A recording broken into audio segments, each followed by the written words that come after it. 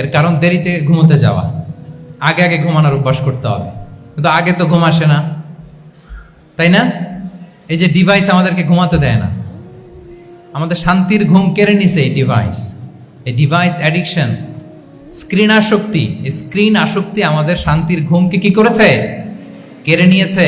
আল্লাহ তাআলা রাতকে বানিয়েছেন ঘুমের জন্য। ওয়াজআলনাল লাইলা লিবাসা, লিবাস মানে আবরণ। আমি রাতকে বানিয়েছি পোশাকের মতো আবরণ করে, যে আবরণ রাত্রিবেলা নিঝুম নিঝুম নিস্তব্ধ অন্ধকার দিয়ে ছেয়ে দেয়, ফলে মেলাটিন নামে একটা হরমোন নিঃসরিত হয়, আমাদের ঘুম ঘুম ভাব আসে। ঘুমের জন্য আল্লাহ তৈরি করেছেন রাতকে। এরপরে আল্লাহ তাআলা বললেন ওয়াজআলনান নাহারা মাআশা, আর দিনকে বানিয়েছি আমি প্রাণ চঞ্চল করে, দিনে আমরা কাজ করব। তাহলে রাতে আগে আগে ঘুম, আর দিনের বেলা আল্লাহ তাআলা আমাদেরকে কাজ করার জন্য সৃষ্টি করেছেন। কিন্তু এই সাইকেলটাকে আমরা ঘুরাই ফেলছি। রাতে যত দেরি করে আপনি ঘুমাবেন, সকালে ঠিক তত দেরি করে আমাকে উঠতে হয়, ঠিক কিনা বলেন? তাহলে ফজরের পর বকুর পিরিয়ড অফ টাইমটাকে কাজে লাগাতে হলে রাতে আমাদেরকে আগে ঘুমাতে যেতে হবে।